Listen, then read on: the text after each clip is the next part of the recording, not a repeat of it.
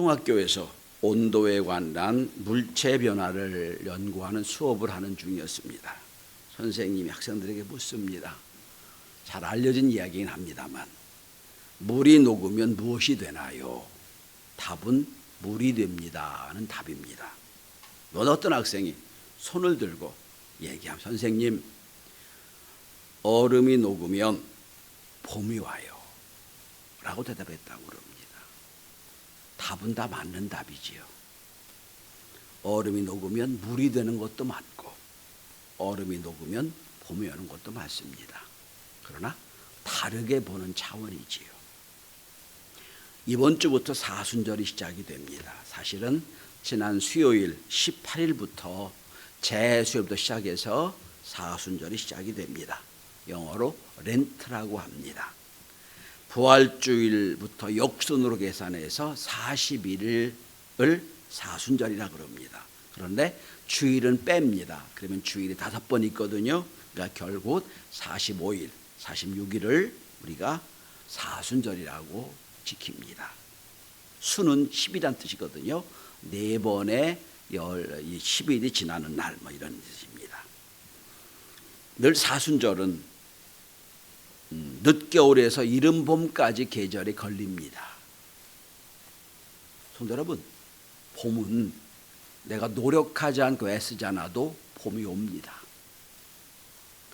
날씨는 내가 애쓰지 않아도 겨울을 보내고 봄을 맞이하게 됩니다. 이제 봄을 알리는 복수초가 눈 속에서 튀어났고 이미 났고, 이제 봄 쪽에서는 유채꽃이 만발하게 될 것이고, 제주도는 이미 동백꽃 지천으로 퍼졌습니다. 자, 우린 이 봄을 맞이하는데 매서운 겨울 북풍을 이기고 언 땅을 뚫고 올라오는 저 꽃들에게서 고난과 힘든 과정을 통과하고 꽃을 피워내는 그 과정을 봅니다. 믿음의 선배들은 이 겨울에서 봄으로 오는 이 과정을, 계절의 변화를 고난과 부활의 개념으로 이해를 했습니다. 부활의 새벽은 기다리면 옵니다. 노력하지 않아도 옵니다. 그런데 마치 겨울의 그 엄동선한을 다 견디고 언 땅을 뚫고 올라오는 새싹이나 꽃처럼, 그냥 부활도 그냥 맞이하는 게 아니라 내가 애쓰고 노력하며 부활의 아침 그 기쁨을 경험하는 것, 이게 사순절의 개념이에요. 저는 올해 우리 사순절은 이 개념을 가지고 지켰으면 좋겠다는 생각을 합니다.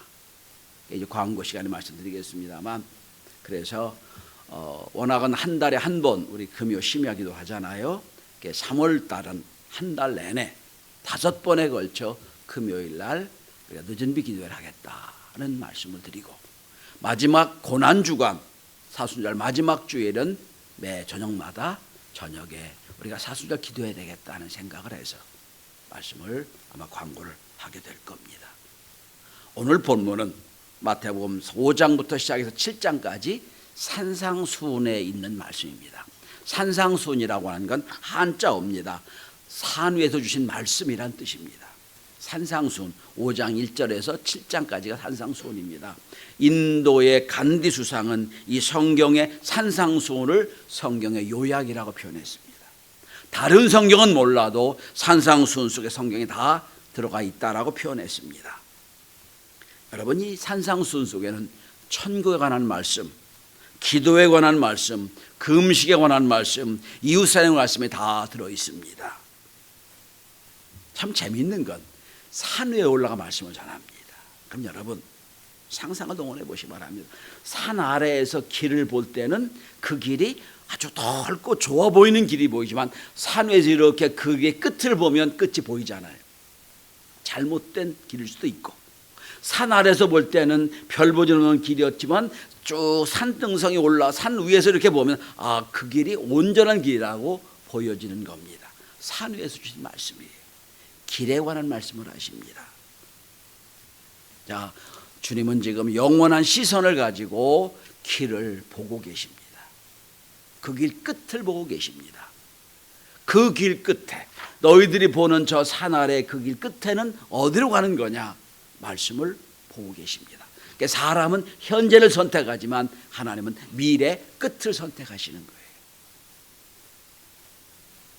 오늘 본문은 우리에게 두 가지 문이 있다고 말씀합니다. 좁은 문이 있고 좁은 길이 있고, 넓은 문이 있고 넓은 길이 있다. 같이 연결되어 있습니다. 넓은 길은 넓은 문으로 되어 있고 좁은 길은 좁은 길로 되어 있다는 겁니다. 우리에게 두 길이 있다는 걸 말씀을 하시는 거예요. 전 이 말씀을 통해서 우리 사순절 첫 번째 주일을 맞이하는 저와 여러분들, 어떻게 이 사순절을 지나 부활의 아침을 경험할 까 말씀을 함께 나누고자 합니다. 첫째로, 신앙은 좁은 길 좁은 문으로 가는 겁니다. 분명히 하셔야 됩니다. 여러분, 우상을 섬기는 건 내가 노력하지 않아도 돼요. 그죠? 할 일이 아무것도 없어요. 다 알아서 해줄 거니까. 그죠? 비나이다 기도만 하면 되고요. 그 정성만 기울이면 돼요. 내가 할 수 있는 게 아무것도 없어요. 그냥 그 우상을 섬기는데도 윤리적으로 살아라, 이웃 사랑해라, 너 섬겨라는 말이 하나도 없어요. 그냥 내 원하는 것만 바라면 되는 게 우상이에요. 근데 신앙은 달라요. 여기 좁은 문이라고 되어 있습니다. 헬라어로 좁은, 스테누스란 단어고요, 폭이 좁다는 뜻이고요. 원어로 보면 히스템이란 단어에서 나왔는데, 이건 뭡니까? 그 길에 장애물이 있다는 뜻이에요. 장애가 있어서 길이 좁아졌다, 가기 어렵다는 뜻을 갖고 있습니다. 그래서 이 히스템이란 뜻은 주로 성문을 가리키는 것으로 이해했다고 합니다. 여러분, 좁은 문에 배경이 있습니다. 예루살렘에 성이 있었는데 그 성에 큰 정문에 대문이 있었고요. 그 대문은 낮에만 열려요. 시간 저녁 되면 닫혀요. 왜? 안보상도 문제가 있으니까.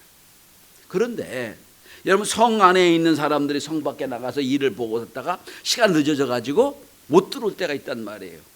그때 옆에 개구먼 같은 작은 문을 내놓았다고 그래요. 뭐 쪽문이죠, 우리말로 말하면. 여러분, 왜 우리나라도 은행 가면 여러분 은행 근무 시간에 넓은 열어놨다가 근무가 끝나고 나면 좁은 문으로 나오게 만들죠? 그거 생각하시면 돼요. 좁은 문이 있다는 거예요. 개구멍 같은 문이 있었다는 겁니다. 그 문을 얘기하는 거예요. 예수님이 이렇게 말씀하신 데가 있죠. 자, 부자가 천국에 가는 것이 낙타가 바늘길을 들어가는 것보다 낫다. 어렵다는 말씀을 하셨잖아요. 그 바늘길가 좁은 문이에요. 같은 단어예요. 좁은 문이 있다. 자, 여러분, 신앙은 바로 그 좁은 문, 좁은 길로 가는 게 신앙이에요. 여러분, 좁은 문은 물리적으로도 좁은 문입니다.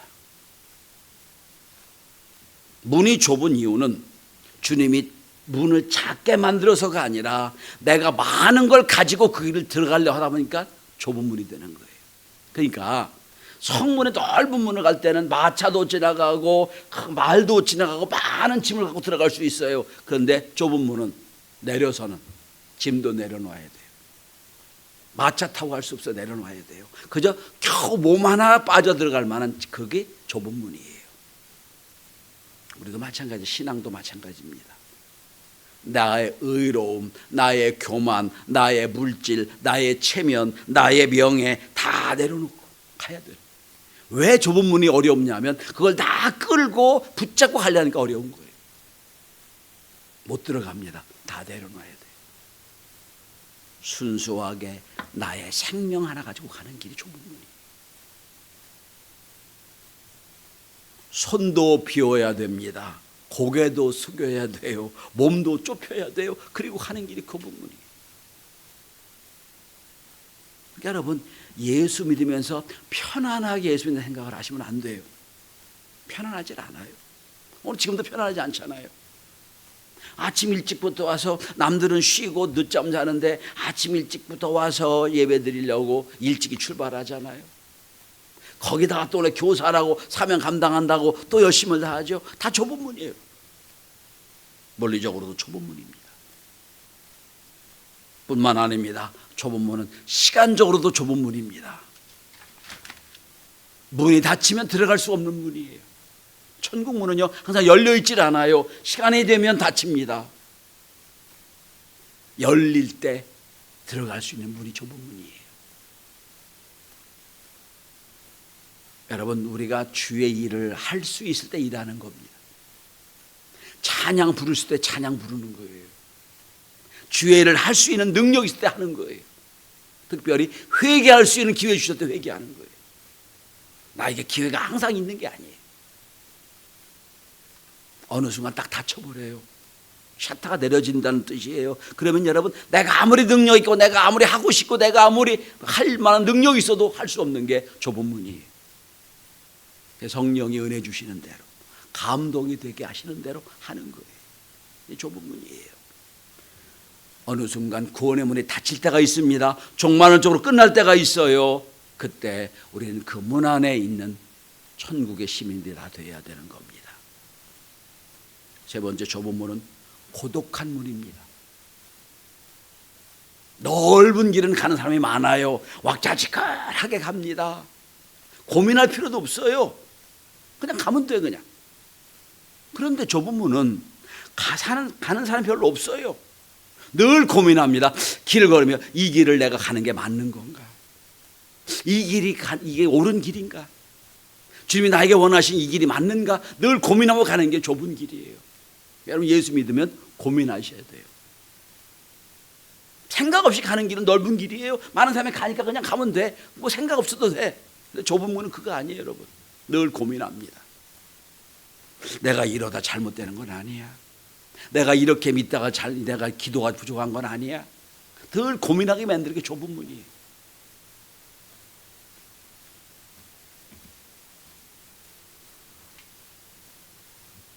우리 속에 늘 속삭임이 있습니다. 너 너무 그러지 마. 왜 너만 그러냐. 좁은 문으로 가려고 할 때 늘 내 속에 속삭이는 마음이 있어요. 내 마음에 욕망이 속삭입니다. 그러지 마. 너무하잖아. 안 해도 돼. 늘 고민합니다, 여러분. 여러분, 목사로 고민하는 게 늘 고민합니다, 여러분. 이거 해야 돼, 말해야 돼. 늘 고민하며 걷는 그 길이 좁은 문이에요. 철학자이자 사상가인 앙드레 지데 좁은 문이란 소설이 있습니다. 그 책에서 주인공 여자의 알리사란 여자가 이런 고백을 합니다. 주여, 당신이 우리에게 가르쳐주는 길은 참 좁은 문입니다. 둘이서 걷기도 좁은 문, 너무 좁은 길입니다 라는 고백을 하거든요. 이 길이 우리 믿음의 길이에요. 그런데 여러분, 좁디 좁은 그 길, 늘 이 길이 맞는 길인지 이 길이 가는 길이 옳은 건지 내가 하는 길이 맞은 건지 늘 고민하며 그리고 근심하며 가는 그 길 끝에 주님이 이렇게 말씀하십니다. 나도 그 길을 걸었단다. 나도 그 길을 걸어 여기 왔단다 말씀하신 그 음성을 듣게 될 겁니다. 좁은 문은 헌신의 길이기도 합니다. 여러분, 오늘 본문의 뒤를 여보시다 하면 여러분 21절을 보면 이런 말씀이 나옵니다. 나더러 주여 주여 하는 자마다 천국에 들어갈 것이 아니요 라고 말씀이 나와요. 주여 주여 주님을 구주로 고백하는 신앙 고백한다는 거예요. 그렇다고 천국 가는 게 아니라는 거예요. 그러니까 이렇게 말씀합니다. 여러분 22절에 보면 그날에 많은 사람이 나더러 주여 우리가 주의 이름으로 선지자를 노릇하며 주의 이름으로 귀신을 쫓아내며 주의 이름으로 권능을 행하지 아니하였습니까? 주님 이렇게 말씀하십니다. 23절입니다. 나가 너희를 도무지 알지 못한다 말씀하세요. 아니, 이상하지 않아요, 여러분? 내가 주의 이름으로 귀신도 내쫓고 주의 이름으로 신앙 고백도 하고 주의 이름으로 선지자 노릇도 했는데요. 지금 이렇게 우리에게 물을 겁니다. So what? 그래서 너 지금까지 한 건 내 능력으로 했잖아. 네가 하는 헌신이 어디 있어? 물으실 거라고요. 그래, 주의 이름으로 내 이름으로 했어. 내 이름으로 신앙 고백도 하고 선지자 노릇도 하고 내 이름으로 많은 일도 했어. 너는 그때 어디 있었냐? 너는 그때 어디 있었는데? 나와 함께 밥을 먹는다고, 나와 함께 주회를 했다고, 그게 아니라는 거예요.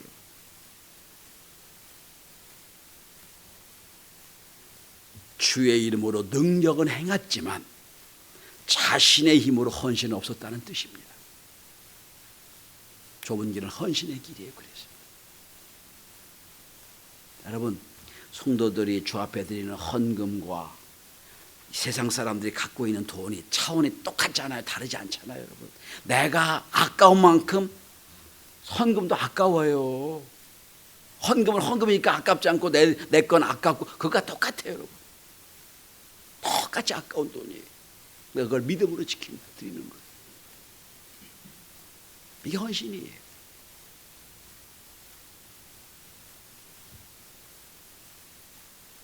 그리고 좁은 문은 생명으로 인도하는 문입니다. 영생으로 인도하는 문이에요. 여러분 한번 보시기 바라면 14절에 보면 생명으로 인도하는 문은 라고 나오죠. 생명으로 인도하는 문이 좁은 문이라는 거예요. 구원으로 인도하는 문입니다. 이 문은 요한복음 10장 8절입니다. 나는 양의 문이라고 말씀하셨습니다. 그리고 9절에 이렇게 말씀하십니다. 나는 문이니 누구든지 나로 말미암아 들어가면 구원을 얻고 들어가며 나오며 꼴을 얻으리라 말씀하십니다. 내가 생명의 문이라고 말씀하세요. 그 길을 걷는 거예요. 그리고 주님 말씀하십니다. 내가 곧 길이요 진리요 생명이니 나로 말미암지 않고는 아버지께 올 자가 없느냐 말씀하세요. 생명의 길, 주님의 길이에요. 그 길을 걷는 거예요. 주님은 우리를 위하여 십자가를 달리셨고 우리의 허물 때문에 당신의 죄를 다 담당하셨고 십창에 찔리셨습니다. 그리고 그분 때문에, 그분 십자가 때문에 우리가 구원을 얻게 된 거예요. 그게 생명의 문이에요. 좁은 문이에요. 자, 돌아봅시다. 신앙은 좁은 문입니다. 물리적으로도 시간적으로도 헌신해야 되고 또한 생명으로 인도하는 문이기도 합니다. 그런데 우리는 늘 그 문 앞에서 고민합니다. 어느 길로 가야 될지. 우리 앞에 두 길이 있다는 거예요. 이제 우리가 선택을 해야 돼요. 어느 길로 가야 될지. 성도는 날마다 두 길 사이에 있는 삶을 삽니다. 편안한 길도 있고 그저 다른 사람이 가는 재밌고 즐겁게 왁자지껄 떠들며 가는 그 길도 있는데 나는 저 좁은 길 잘 보면 어쩌다 가끔 한 사람 들어가는 저 좁은 길 가야 되는데 어디로 가야 되나 고민합니다. 이게 신앙의 고민이에요.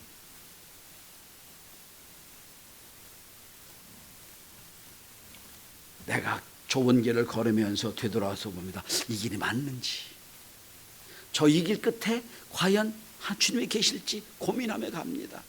내가 지금 가는 이 길이, 내가 하는 이 일이 맞는지 안 맞는지 고민하며 갑니다. 그런데 가면서 주의 음성이 들릴 겁니다. 그래, 잘하고 있다. 나도 이 길을 걸어왔단다.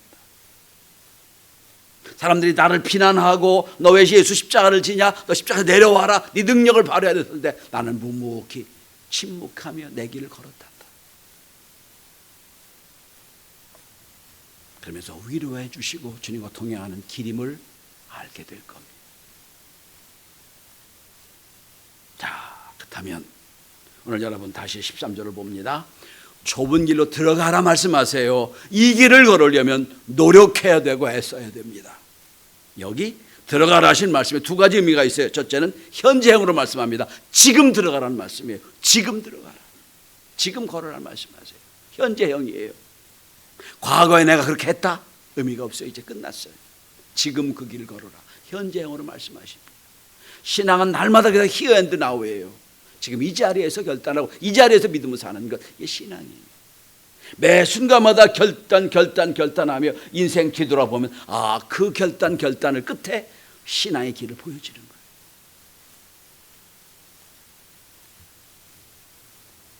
누가복음 13장에 오늘 본문에 같은 말씀이 나옵니다. 예루살렘에 올라가시면서 각 성과 촌에 가리며 말씀을 전하실 때에 어떤 사람이 와서 물어요. 주여, 구원을 받는 자가 적으니까? 란 질문을 받아요. 그때 예수님 말씀하십니다. 좁은 문으로 들어가기를 힘쓰라 말씀을 하세요. 너에게 일어나니 들어가길 구하여도 못 가는 자가 많으니라 말씀하셨습니다. 누가복음 13장 24절이에요. 좁은 문, 구원을 의미하는 문을 말씀하시는 거예요. 들어가고 싶어도 못 가는 자가 많을 것이다. 여러분이 현재형 결단하셔야 돼요. 그리고 들어가라는 말씀은 노력하라는 말씀이에요. 여기 헬라어로 보면 아니고조마이라는 단어를 썼는데 이 말은 영어로 말하면 스트라이프란 말입니다. 노력하란 뜻이에요. 좀 가서 노력해라. 애쓰란 말씀이에요. 여러분, 신앙의 선배들을 보면 다 좁은 문으로 들어가기를 힘썼던 분들이에요. 특별히 여러분 모세를 한번 보겠습니다. 모세는 앞으로 애굽의 황제가 되는 그 길이 있었어요. 넓은 길, 화려한 길, 명예의 길, 능력의 길이 있었습니다. 그런데 그 길을 버리고 히브리서 11장 24절에 보면 이렇게 말씀합니다. 믿음으로 모세는 장성하여 바로의 공주의 아들이라 칭함을 거절하고 도리어 하나님의 백성과 함께 고난받기를 잠시 죄악에 나가드리는 것보다 더 좋아하고 라고 말해요. 황제의 길을 공주의 아들이라는 걸 버리고 십자가길을 걸어갔다는 거예요. 이게 신앙이에요. 넓은 길을 버렸다는 거예요. 화려한 길, 명예로운 길, 권력의 길을 버리고 좁은 길로 걸어갔다는 말씀이에요. 그리고 성경이 이렇게 말합니다. 그리스도를 위하여 받은 능욕을 애굽의 모든 보화보다 더 큰 재물로 여겼으니 이는 상주심을 바라봄이라 말씀하고 있습니다.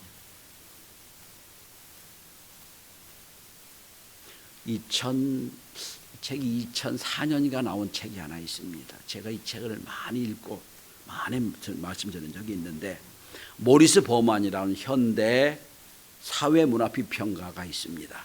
당시 존스 홉킨 대학의 교수였던 분입니다. 이분이 미국 문화의 몰락이라는 책을 써서 미국 최고의 상을 받은 분입니다. 이 미국 문화의 몰락이라는 책을 이렇게 그 속에 이런 얘기가 있습니다. 그 찬란했던 로마 문화가 4, 5세기 급격한 몰락을 겪으면서 멸망했다는 겁니다. 멸망의 원인을 이렇게 분석합니다. 로마 문화의 저급함, 빈부의 심각한 격차, 문맹률의 증가, 이것 때문에 망했다라고 합니다.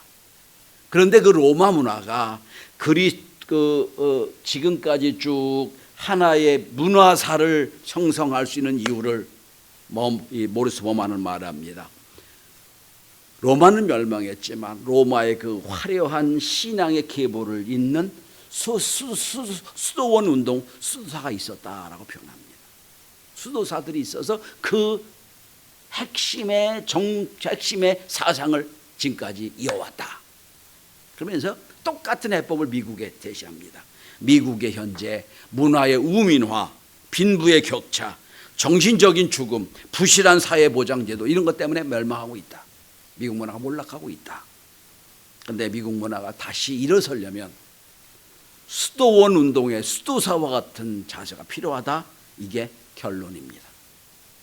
여러분, 흙탕물이 도저히 흘러가는 아주 지저분한 강이 있더라도 지류에서 계속해서 신선한 물이 공급된다면 여러 지류에서 그러면 저 끝에 가서는 여러분 그 오염된 강이 새로워질 수가 있는 거예요.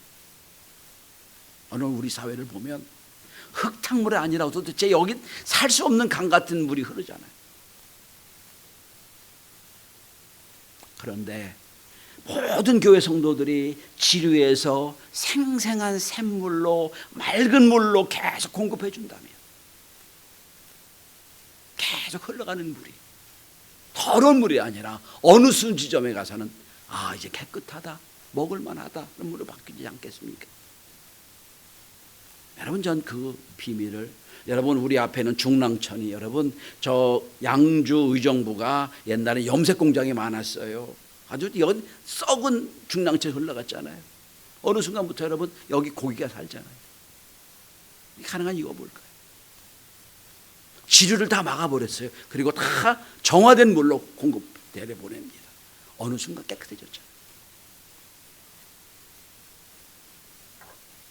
우리는 좁은 길을 걷는 사람들입니다. 모리스 버만 교수가 2%의 수도사가 미국 문화를 살린다고 로마 문화를 살렸다고 얘기하듯이 우리 한국교회는 지금 7%, 8%에 믿는 사람들이 있습니다. 어떤 분은 17%, 18%는 아니에요. 지금 한국은 7% 8% 예수 믿는 사람이 있다고 생각합니다. 이분들이 좁은 문으로 걸어간다면, 이분들이 신앙의 생수를 흘러보낼 수 있다면, 저 끝에 좁은 문 끝에, 좁은 길 끝에 좁은 문에 주님이 우리를 보시며 말씀하실 겁니다. 잘 도착했다. 충성된 나의 자녀들아, 오늘하고 수고했다. 고민 많이 했지, 힘들었지, 나와 함께 영원한 기쁨을 누리고자 하시는 환영의 음성을 듣게 될 겁니다. 성도 여러분, 봄은 우리가 노력하지 않아도 봄이 됩니다. 그런 의미 있는 봄을 맞이하기 위해서는 꽃과 나무들이 언 땅을 녹이며 올라오는 그 애씀이 필요하고, 막 바람 불고 꽃잎이 좀 흔들리는 그 바람을 견뎌내는 그 과정을 통하여 봄을 맞이하듯이, 전 올해 26년 사순절이 절제도 하고 묵상도 하고 깊은 고민도 하고 기도하며 부활의 아침, 주님이 고통 가운데 십자가를 지고 부활의 역사를 이루었듯이 나도 주님의 고난과 고통을 겪고 부활의 큰 기쁨의 아침을 맞는 저와 여러분이 될 수 있기를 주의 이름으로 축원합니다. 봄은 그냥 오면 안 됩니다. 봄은 노력하고 애쓴 뒤에 오는 봄이 진정한 우리의 봄이 될 것입니다. 기도합니다.